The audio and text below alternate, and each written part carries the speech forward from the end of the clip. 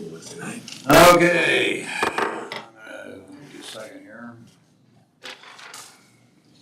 What I need to get out of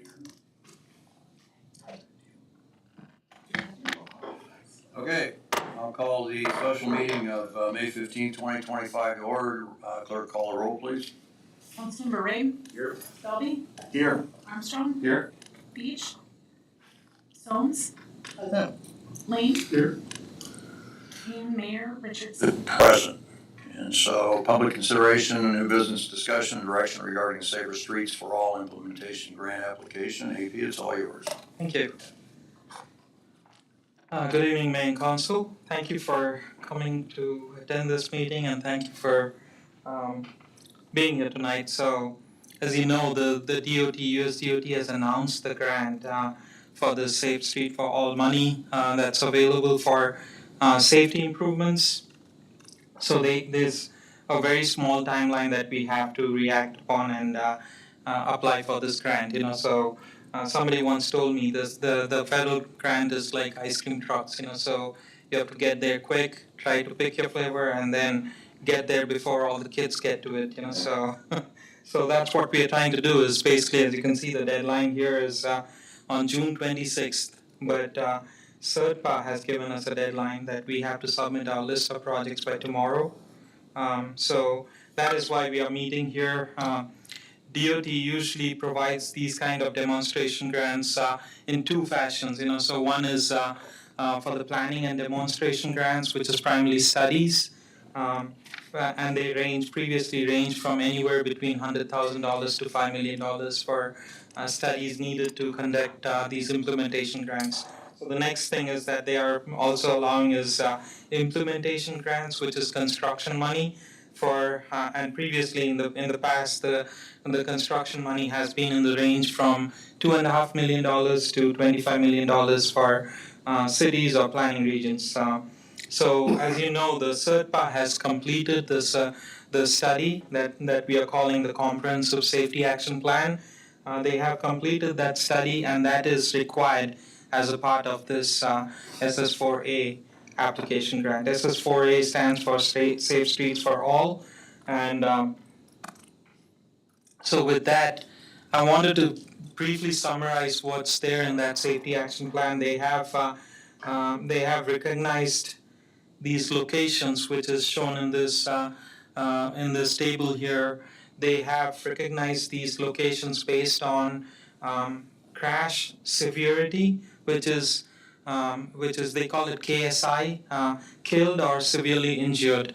And based on that, both our highway corridors on Highway 92 and Highway 65 is listed as high injury network. And there's a list of 8 different intersections that has been in the top priority that has been recognized in the study.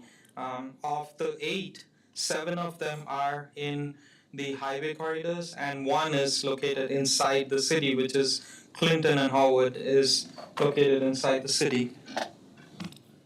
And then to show you a map of that locations, anything that's in blue over here, sorry, that's not, anything that's highlighted in blue is basically the high injury network. And you can see that, for instance, 9th and Highway 92 and G Street, and there's a bunch of 5 more intersections on the corridor of Highway 65. And then you can see that blue line at Clinton and Howard that has been recognized as a top priority intersection that is eligible for this grant money that's available. As a part of the study, they have recognized a list of 36 different projects on these 8 intersections and these highway corridors. And some of them they have categorized based on short-term, mid-term, and long-term projects. Overall, there's a range of projects that they have recognized that the list of projects, I think I've given this table to you all as part of the council package that has been provided to you.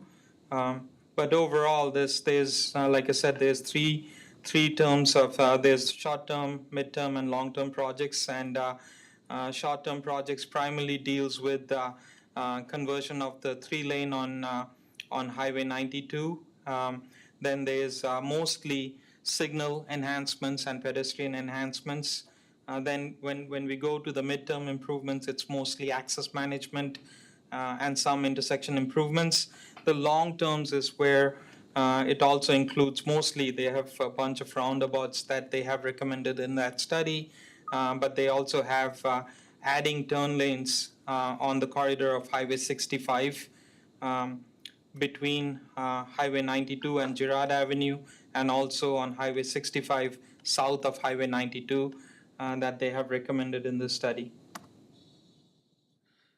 So in short, they have recognized $33 million of projects.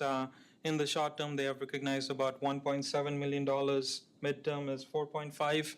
And then for the long term, we have $27 million worth of projects at these locations shown in the table here. Since we had a large magnitude of projects, what I tried to do is I tried to rank each and every 36 projects that has been provided in the study. I gave it a rank between 1 to 6 in order to break it down further and try to get what's practical for us and narrow down the projects that we have. In these corridor, like you can see here, I've ranked 1 to 6 on these locations that I felt that's practical and feasible. And then same thing, I did it for the intersections that I've ranked. And based on these rankings, I've come down with 4 different options. And I'll go more over my next few slides. We'll be providing more details about this. But basically, as you can see, the first option is primarily the short-term projects, and there's maybe a mid-term project too. But primarily, these are low-hanging fruits, the way I like to say it. It's primarily easy to achieve, but at the same time, it doesn't need any easement acquisitions. There's no conflicts with property owners. These are mostly easy to achieve, but the second option is about the also a short-term project, which is the gateway treatment and transition zones. It's primarily any signage that we have when you're entering the city limits on the main corridors of Highway 92 and Highway 65. That's your second option. Your third option is access management. If you recall, the council has recently approved a $100,000 contract with roughly around $100,000 contract with Snyder and Associates to perform an access management plan. That is just the plan. Once the plan is achieved, there'll be further commitments for the city to consolidate driveways, or there's implementation plan as a part of the study that they will be given. So there's future commitments that the city will have to do. What this is option 3 is trying to secure funding towards those implementation of those access management plan that will be recognized as part of that study that Snyder is doing. And then you have the option 4, which is basically adding a center turn lane on Highway 65 between 92 and Girard. I know the Mayor Richardson has previously discussed about this project. We have recognized the need for a center turn lane over there, but so basically there's 4 different options here. And I want to go over this funding options that we have. As a reminder, the cost estimates that has been put together is just for construction costs. It doesn't include any engineering cost in there. And the contributions that the federal match is for 80% and the local match is for 20% of that construction money. In addition to that, we'll have expenses for engineering. So just as a reminder, we have our funding sources for these kind of projects has been the road use tax fund. We have also used the surface transportation block grant, which is the swap money through the CERTPA or the Iowa DOT. Now, whether these kind of local matches for our local matching, whether they are eligible or not, we'll have to coordinate. Once we get the money, we'll have to coordinate with Iowa DOT and CERTPA to see if they are eligible or not. And then we have also bonded for our street projects. So once again, the 4 options that I was talking about is basically options 1 and 2 is has the least disruptions with no right-of-way or easement acquisitions needed. It's fast to implement with low controversy is what I thought. Then options 3, which is access management plan and adding a turn lane, center turn lane on 65, has higher cost and more complexity, requiring we need more coordinations with property owners, more impact on public. There's more potential for delays and public concerns on that. However, having said that, I was informed by CERTPA that option 4 has the highest chance of funding due to its impact, because it's going to improve the crash severity in that corridor. It's also going to add on the capacity that's there on that corridor. So that has the highest chance of funding, is what I was informed. So that was the reason for selecting option 4. The strategic considerations, again, it adds to the capacity, it reduces the crash severity, and it's a strong candidate for federal funding. Whereas option 3, again, we are doing access management plan on both our corridors. And primarily, we are doing it on Highway 92. At some point, we'll also have to do it on Highway 65. There's future expenses that the city may involve with the implementation plan of the access management plan. Therefore, this is an opportunity for the city to get the 80% of the funding through the U.S. Department of Transportation.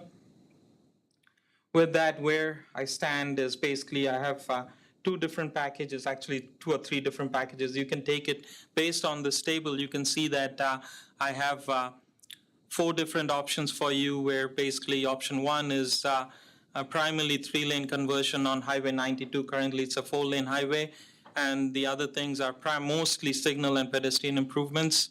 And then your option 2 is for gateway treatment and transition zones. Option 3 for $1.65 million is for access management improvements. Option 4 is adding a center turn lane. You can package this however you want and what appetite the City Council has for these projects. But like I said, option 4 has the highest chance of getting a STBG funding, where we will not need to match funds from our pockets. It'll be through the STBG funds.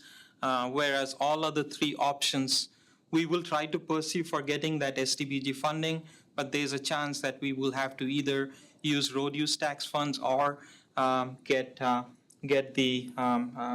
apply for bonds through the city that we have historically done. So finally, I can go back to the previous slide, but what we are looking for City Council direction on what options would you like for the staff to proceed, and if you don't like this option, would you want us to proceed any other options that you have seen in the table that was provided to you? So with this, I want to end my presentation and more of a discussion for now. So if you did go to option 4, the total 20, the local match is covered, you said? Did I hear that correctly? There's a high chance. We have not gotten a confirmation. CERTPA, I've spoke to CERTPA, Andrew Collins, and he thinks there's a high chance that we will get the STBG funds may coordinate to that. Remember that STBG funds can also contribute towards your local roads such as Hillcrest Avenue. Well, so if you use that money up, it's going to have an impact anyway. So every money that we have, road use tax fund or any commitment that we have will have an impact. So, but the point is too, that 65 corridor was the one that had, like, if I remember right in one of your early slides, it's like 3 or 4 or 5 intersections that would be covered then under that money. Is that what I see? No, but so there's, if I can go back to that. Well, I mean, those intersections will be the intersections that would be somewhat impacted by that turn lane. Yes, definitely. Yeah. It will improve the functioning on that. Right. Yes. So, but there's individually recognized, there's access management, improved signal management, signal improved infrastructure improvements separate. That's a different cost. This is only adding a turn lane. Right. Would that include having to gain additional Right away. width on each side of the road? So like 5 feet on the east, 5 feet on the west? Yes, whether it's 5 feet equally or whether it's one side of the project, there's substantial impact on one, something, so. Right. Again, these are planning numbers. What they have put down is a generic planning number. I think there could be a slight increase too, because signals, if you know, the signals are only currently for 4 lanes. Now, if you're adding a lane, one of the mast stamps may have to pull, or mast stamp will have to be added on for the approaches. So there will be impact.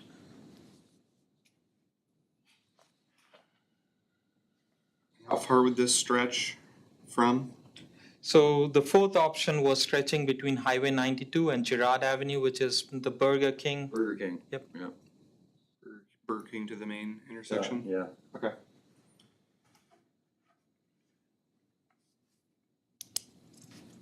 And if we went with option 4 and we didn't get that match for that 20%, do you feel comfortable that we would then have it in the road use tax fund budget to be able to cover?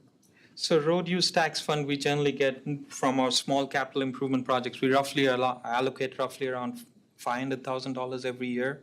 So we will be able to contribute about $500,000, but then the 20% matching funds is, if you see, $972,000 is what I'm expecting for the contribution. So we'll be still a 470, roughly around $500,000 that we will need.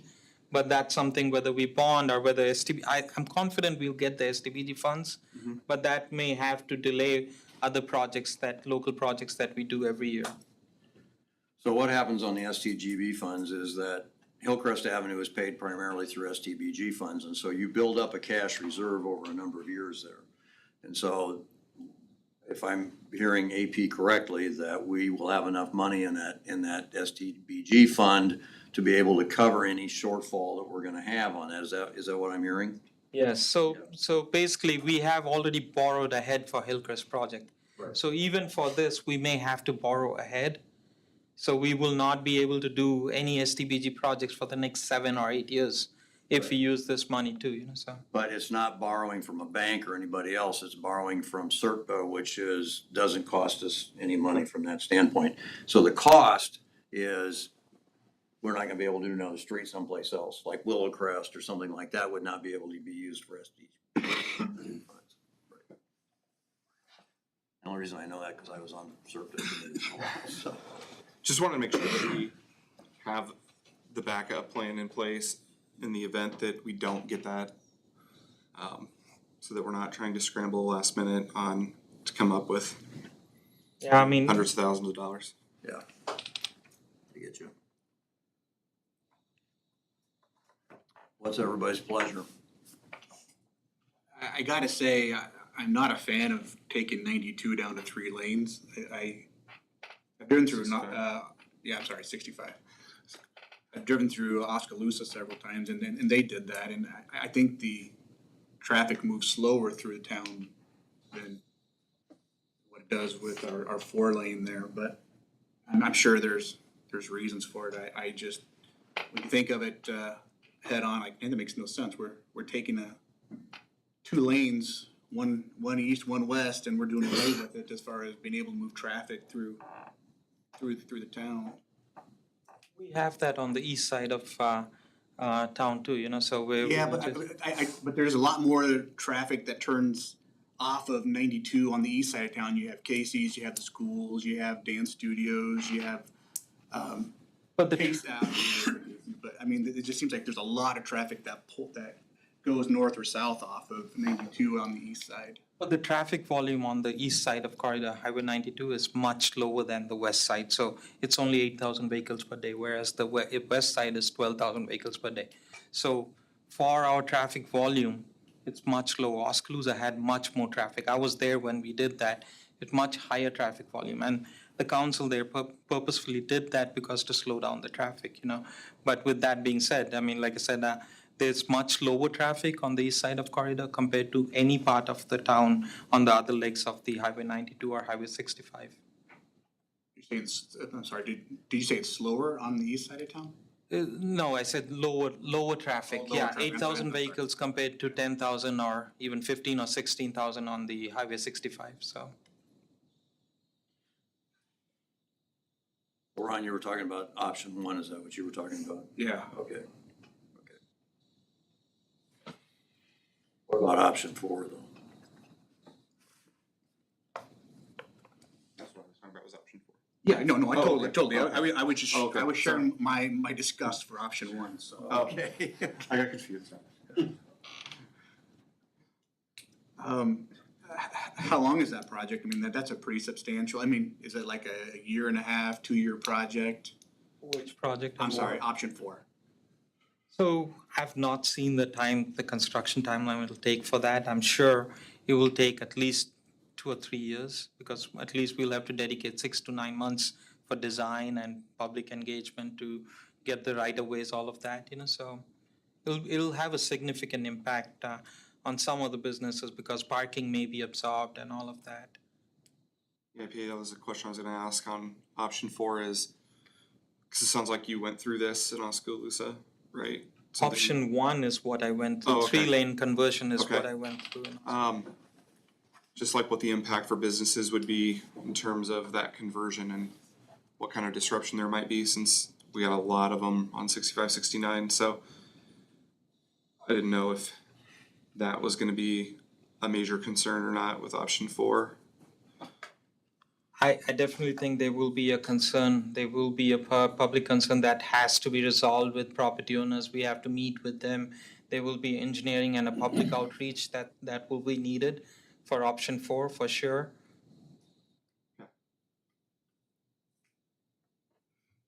Thinking about the corridor, it'll put some businesses pretty close to the street. Just thinking 5 feet.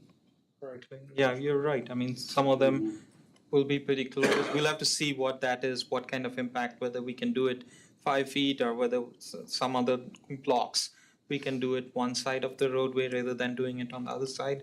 We'll have to go and check that at some point.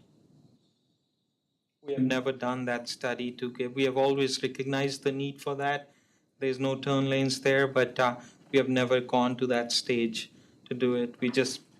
This is the first time that we are reacting based on the study now. Could there be sidewalks moved then too, I'm guessing potentially? Yes.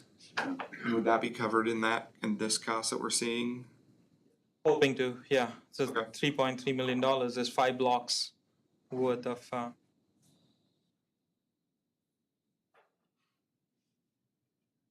This could also have an impact and some conversation with residents too, when we were talking about, was that just last week or 2 weeks ago? The industrial park and the traffic getting there from 92. And how we'd hoped to bring them up that corridor. sure. And now we're essentially saying, we're gonna push it back to 9th or 15th. Till this is upgraded, Right. so. Yeah, right. Yep. I'm just saying that's something we gotta think about.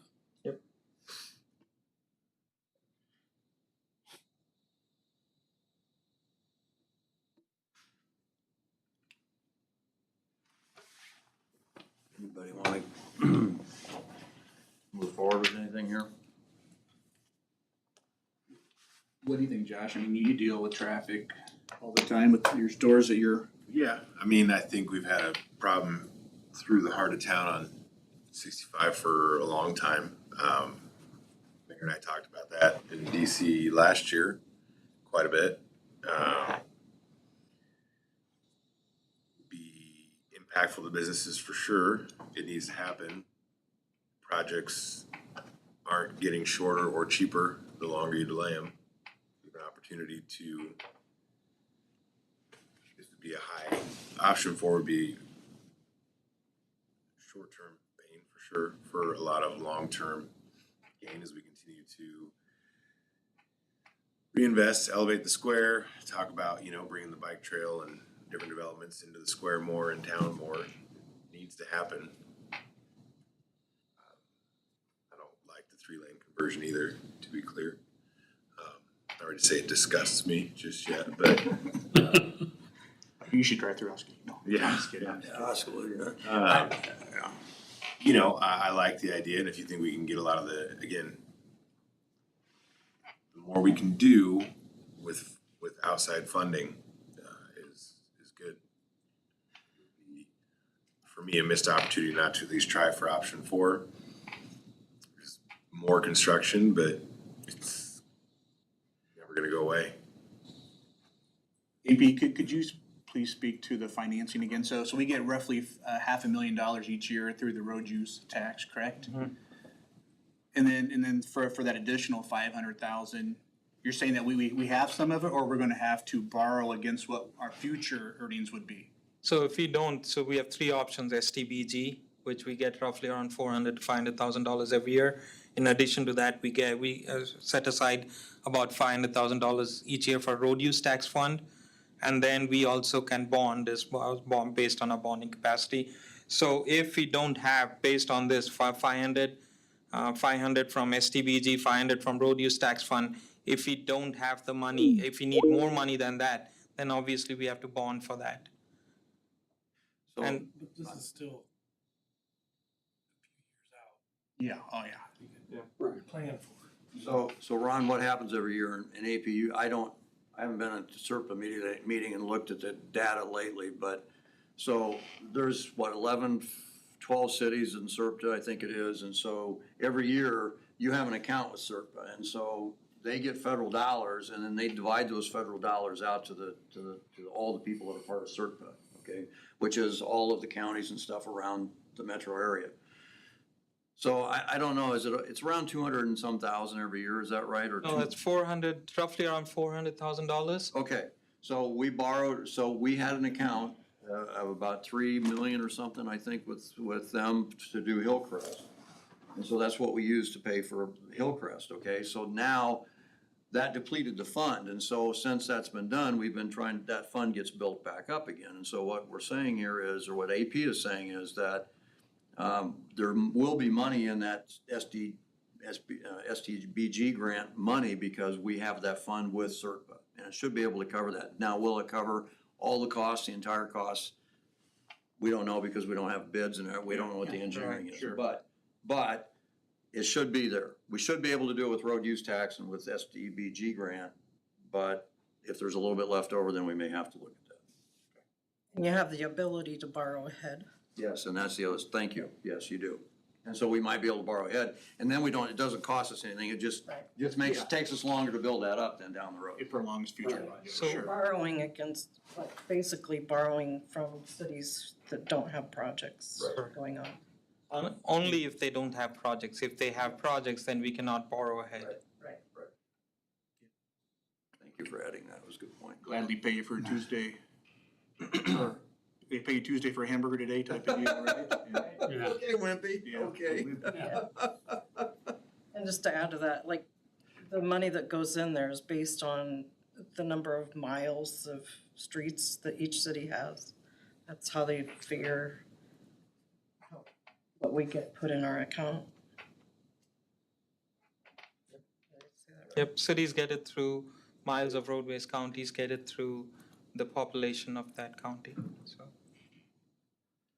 Well, I think we're looking for direction, right? So Yes, I'm looking for direction. I would say, yeah, I think option 4. I know it's been talked about, like Josh said, and you know, you've talked about it at some of the partnership meetings too, and talked to some people about it, and I think it'd be a good idea to pursue. I think it's something that, like Josh said, is gonna have to happen at some point, so we can do it now, and we have the ability to make sure that our cost is gonna be covered, then that would be my direction, is to pursue 4. Kiki or Kiki Gregory. Sorry. I also think option 4, as we look at the growth that's going to be coming into our community, we have to be thinking ahead. Yeah, I agree. I had a call this Thursday, I had a call Monday from a trucking company guy that has trucks that runs through the city, and he's wanting us to look at doing a bypass around the city and everything else, and I think this is an option, and I said, listen, I think this is something that we could do, that if we can do this, that might alleviate some of the congestion you're finding moving through our town, so. It was interesting, I got the call this week as we're talking about this. You get stuck. Yeah.